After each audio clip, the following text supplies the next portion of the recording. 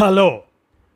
కానమోకు కథావచనం మోహనవచనం పరిజ్ఞాన హితబాండం నిత్య చదువరి శ్రోతలకు ఆహ్వానం. నమస్కారం. చదవదగునెవరు రాసిన తదుపరి చదివిన వెంటనే మరువక పలువురికి వినిపింపబూనిన అది ఏ పరిజ్ఞాన హితబాండమవుపో మహిళ మోహనవచనమై విరాజిల్లు. పరిజ్ఞాన హితబాండం లక్ష్యం ప్రతివారీ సమాచార హక్కు. ఆస్ఫూర్తితోనే ఇప్పుడు కానమోకు కథావచనం మోహనవచనం సమకాలీన కథా సందేశం ఈ శీర్షికన శ్రీపతి లలిత విరచిత కథ గాలి కబుర్లు అనేదాన్ని ఇప్పుడు మన కానమోకు కథావచనం శ్రోతలకు మీ కానమోకు స్వరంలో ఇప్పుడు వినిపిస్తాను, వినండి. గాలి కబుర్లు కథ. ఇక కథలోకి ప్రవేశిద్దామా? ఇందిరా, ఫోన్లో ఆందోళన ధ్వనిస్తున్న అక్క గొంతు విని ఏంటక్క ఆదుర్దాగా సావిత్రిని అడిగింది. మీరంతా ఎలా ఉన్నారు? అమ్మాయి, అల్లుడు బాగున్నారా? నీ ఆరోగ్యం, శేఖర్ ఆరోగ్యం అంతా బాగుంది కదా అంటూ కంగారుగా ప్రశ్నలను సంధిస్తున్న అక్కతో ఏంటి మళ్ళీ తెల్లవారుజామున కళ ఏమన్నా వచ్చిందా? అక్క భయాలు అనుమానాలు తెలుసు కనుక నవ్వుతూ అడిగింది. అయినా వారం క్రితమేగా స్రవంతి ఇక్కడికి వచ్చి వెళ్ళింది. తను చెప్పలేదా మేము ఎలా ఉన్నామో? నీకన్నీ నవ్వులాట్లే. ఇక్కడ కొంపలు మునిగే విషయాలు వింటుంటే నాకు నిద్ర పట్టడం లేదు. సరేలే, అంతా బాగున్నారు కదా అని ఫోన్ పెట్టేసింది సావిత్రి. సావిత్రి, ఇందిర అక్క చెల్లెళ్ళు. వాళ్ళకి ఇద్దరు అన్నదమ్ములు. అందరికన్నా పెద్దది సావిత్రి. నలుగురిలోనూ చిన్నది ఇందిర. ఇద్దరికి వయసులో 10 ఏళ్ళు తేడా.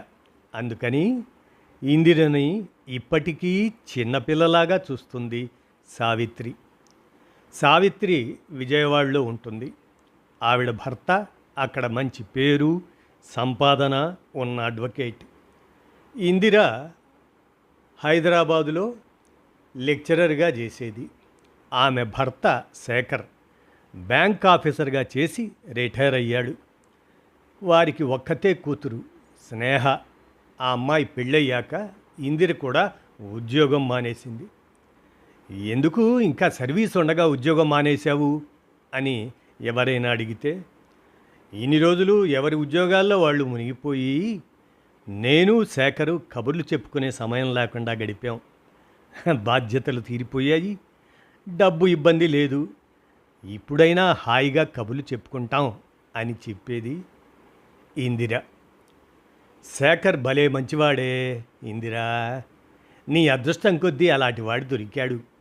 ఒక్కసారి కూడా ముఖంలో విసుగు చూడలేదు అని అక్క సావిత్రి అంటే, బ్యాంకులో ఖాతాదారులతో ఓపిగ్గా మాట్లాడి అలవాటైందిలే ఆ శాంతం. పెళ్ళాం దగ్గరకు వస్తే కోపాలు చిరాకులు అన్నీ బయటికి వస్తాయి. మీ మరిదిని ఓ పొగిడేయకు అనేది నవ్వుతూ.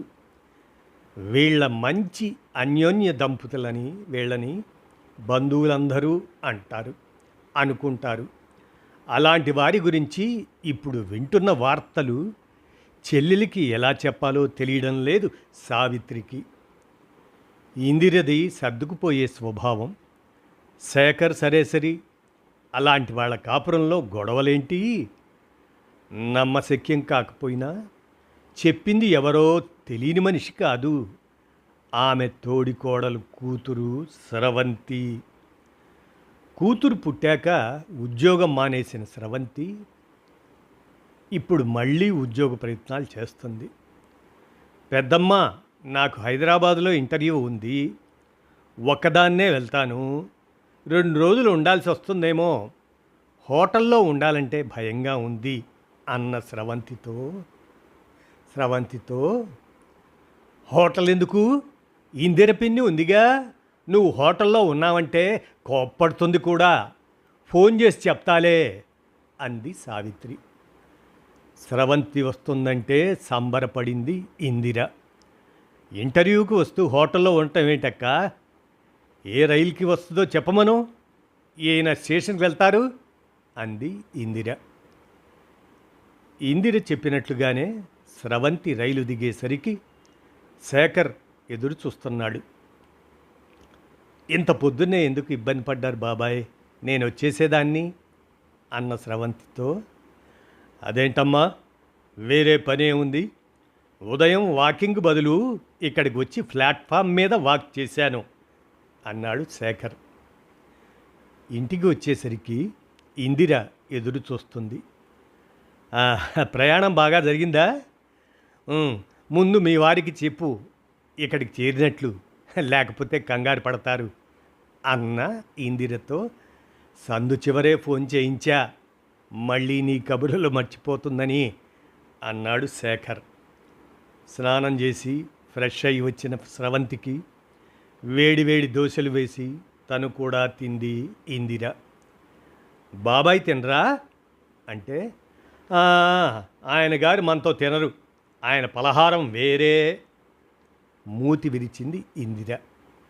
శేఖర్ మొహమాటంగా నవ్వి వెళ్ళిపోయాడు. స్రవంతి ఇంటర్వ్యూకి వెళ్ళడానికి తమ కారుని తెలిసిన డ్రైవర్ని ఇచ్చి పంపింది ఇందిర. క్యాబ్ దొరక్కపోతే టెన్షన్, కారులోనే వెళ్ళు, డ్రైవర్ అక్కడే ఉంటాడు, ఎంత టైం అయినా పర్వాలేదు, ఇంటర్వ్యూ అవగానే మళ్ళీ అందులో వచ్చేయి అని చెప్పారు భార్యాభర్తలు ఇరువురు. మొహమాటానికి వద్దన్న డ్రైవర్ ఉండటం ఎంత మంచిదో తెలిసి వచ్చింది స్రవంతికి. గచ్చిబౌలి అంతా ఒక పద్మవ్యూహంలా ఉంది. డ్రైవర్ సరిగ్గా ఆఫీస్ ముందు దింపి, అమ్మా నేను ఈ పక్కన ఎక్కడో పార్కింగ్ చూసి ఉంటాను, మీరు అయిపోయాక ఫోన్ చేయండి, లేట్ అయినా పర్వాలేదు, నేను బాక్స్ తెచ్చుకున్నాను అన్నాడు డ్రైవరు. సరే అని వెళ్ళిన స్రవంతికి 3 రౌండ్ల ఇంటర్వ్యూ అయ్యేసరికి టైం కూడా బాగా గడిచింది. 3 అయింది. మధ్యలో వాళ్ళు కొద్దిగా స్నాక్స్ ఇచ్చారు. దానితో పెద్ద ఆకలి వెయ్యలేదు స్రవంతికి. మెయిల్ పంపుతాం అన్నారు. కానీ స్రవంతికి తాను సెలెక్ట్ అయినట్లు అర్థమైంది. జీతం ఎంత కావాలి? హైదరాబాద్లో చేస్తావా, బెంగళూరు వెళ్తావా? మీ ఆయన ఎక్కడ చేస్తారు? పాపను ఎవరు చూస్తారు? ఇలా అన్ని ప్రశ్నలు వేశారు. ఇంటికి రాగానే ఇందిర ఇంటర్వ్యూ విశేషాలు అడిగి తెలుసుకుంది. శేఖర్ కూడా అక్కడే కూర్చొని విన్నాడు. నీకు ఉద్యోగం వచ్చినట్లే అన్నారు ఇద్దరు. పగలు భోజనం సరిగ్గా చేయలేదని రాత్రి త్వరగా భోజనం పెట్టింది ఇందిర. స్రవంతితో పాటు తను కూడా తినేసింది. శేఖర్ భోజనానికి కూర్చోలేదు. అదేంటి పిన్ని, బాబాయ్ తినరా అని అంటే స్రవంతి, ఆయనకి నా వంట సొక్కడం లేదు, ఏదో గడ్డి గాదం తింటారు విసుగ్గా అన్న ఇందిర మాటలు స్రవంతికి అర్థం కాలేదు. పొద్దున కూడా బాబాయ్ టిఫిన్ తినలేదు, ఇప్పుడు డిన్నర్ చేయటం లేదు, ఎందుకు? పైగా పిన్ని మామూలుగా విసుక్కోదు, అలాంటిది ఆయన్ని విసుక్కుంటుంది అని అనుకుంది స్రవంతి. పగలంతా అలసిపోయి ఇచ్చావు, త్వరగా పడుకుందాం పదా అని గెస్ట్ బెడ్రూమ్లోకి తీసుకెళ్ళింది ఇందిర. ఆ గది చూస్తే రోజూ వాడుతున్నట్లు ఉంది. ఇందిర అక్కడి వార్డ్రోబులో నుంచి నైటీ తీసి మార్చుకుంటూ, నీకు ఇవ్వనా అని అడిగింది. వద్దు పిన్ని, నేను కూడా తెచ్చుకున్నాను అని స్రవంతి కూడా మార్చుకుంది. బాగా వేడిగా ఉంది, కాసేపు ఏసీ వేస్తాను అని తలుపులు దగ్గరికి వేసింది ఇందిర. కొంచెంసేపు ఏసీ వేసి రూము చల్లబడ్డాక ఫ్యాన్ వేసి పడుకుంది. నాకు మధ్యాహ్నం నిద్ర పట్టదు, అందుకే త్వరగా పడుకుంటా అని అన్న ఇందిరని, మీ బెడ్రూమ్లో పడుకోవా అని అడగలేకపోయింది స్రవంతి. కొత్త చోటు కావడం, ఇందిర ప్రవర్తన చిత్రంగా ఉండటంతో స్రవంతికి నిద్ర పట్టలేదు. ఇంకో గంట తర్వాత శేఖర్ వచ్చి, "ఆ, మీ పిన్ని ఇందిర నిద్రపోయిందా?" అని అడిగి గుడ్ నైట్ చెప్పి వెళ్ళాడు. కొంచెంసేపు హాల్ నుంచి టీవీ శబ్దం నెమ్మదిగా వినిపించి ఆ తర్వాత అది కూడా ఆగిపోయింది. కాసేపటికి స్రవంతికి కూడా నిద్ర పట్టింది. పొద్దున్న స్రవంతి లేచేసరికి ఇందిర లేచి టిఫిన్ చేస్తుంది. బాబాయ్ వాకింగ్కి వెళ్ళారు, వచ్చేస్తారు అంటూ స్రవంతికి కాఫీ ఇచ్చి తను కూడా తాగింది ఇందిర. ఈలోగా శేఖర్ వచ్చి అతనే నిమ్మకాయ తేనె కలుపుకొని తాగాడు. రైలెక్కిన స్రవంతికి ఇందిరా శేఖర్ల ప్రవర్తన కొద్దిగా విడ్డూరంగా అనిపించింది. ఒకే ఇంట్లో ఉంటూ ఇద్దరూ కలిసి కాఫీ తాగరు, కలిసి భోజనం చెయ్యరు, ఒక రూములో పడుకోరు. ఏమైంది వీళ్ళ మధ్య అనుకుంది స్రవంతి. వచ్చి రాగానే సావిత్రికి ఫోన్ చేసి ఇంటర్వ్యూ సంగతి చెప్పి చూచాయగా ఇందిర పిన్ని గురించి చెప్పింది స్రవంతి. ఏమంటున్నావే, ఇందిరికి శేఖర్కి గొడవలా?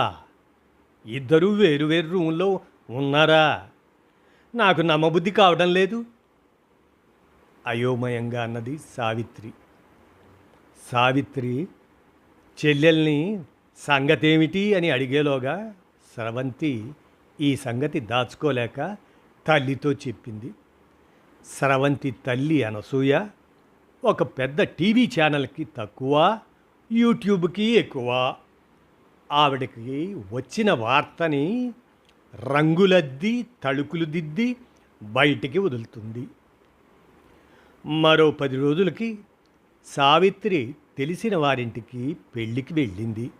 అక్కడ 2, 3 ఆడవాళ్ళు, సావిత్రి, మీ ఇందిర వాళ్ళు విడాకులు తీసుకుంటున్నారట, నిజమేనా?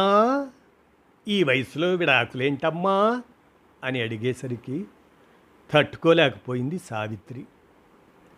ఇంకా లాభం లేదని అప్పటికప్పుడు హైదరాబాదుకు ప్రయాణం కట్టింది సావిత్రి.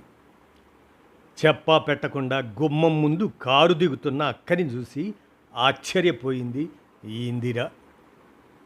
అదేంటక్క, ఫోన్ అయినా చేయకుండా వచ్చావు అన్న ఆ మాటతో ఆ చెల్లితో, మీ ఇంటికి రావడానికి నాకు పర్మిషన్ కావాలేమిటి అంటూ పరిశీలనగా ఇందిరను చూసింది సావిత్రి. ఆమె మామూలుగానే ఉంది. ఇంట్లో అంత గొడవలైతే మొహంలో కాస్త తేడా తెలుస్తుందిగా. బాగానే ఉంది అనుకుంది సావిత్రి. ఈలోగా శేఖర్ కూడా లోపల నుంచి వచ్చి నవ్వుతూ పలకరించాడు. సరిగ్గా భోజనాల టైంకి వచ్చింది సావిత్రి. రాక భోంచేద్దాం పిలిచింది ఇందిర. బల్ల మీద 2 కంచాలే ఉన్నాయి. ఇందిర ఒక కుర్చీలో కూర్చొని సావిత్రికి ఇంకో కుర్చీ చూపింది. ఏమిటి శేఖర్ తినడా అని అన్న సావిత్రితో, ఏం చెప్పమంటావు, నువ్వు వచ్చావుగా, నీతో చెప్పుకుంటా నా బాధలు అని శేఖర్ వంక కోపంగా చూస్తే అతను నవ్వుతూ అక్కడి నుంచి వెళ్ళిపోయాడు. ఇందిర కబుర్లు చెప్తూ బానే తిన్నా సావిత్రికి మాత్రం తిండి ఎక్కలేదు. ప్రయాణం చేసి అలసిపోయి ఉన్నావని అక్కని రూములోకి తీసుకొచ్చింది ఇందిర. తలుపు దగ్గరికి వేసి తక్కువలో ఏసీ వేసి, నేనే వద్దామనుకున్నా, నువ్వే వచ్చావు, ఏంటక్క సంగతులు చెప్పు అంది ఇందిర నడుము వాలుస్తూ. కొంపలు మునిగే సంగతులే వింటున్నావు, అందుకే పరిగెత్తుకొని వచ్చాను అంది సావిత్రి.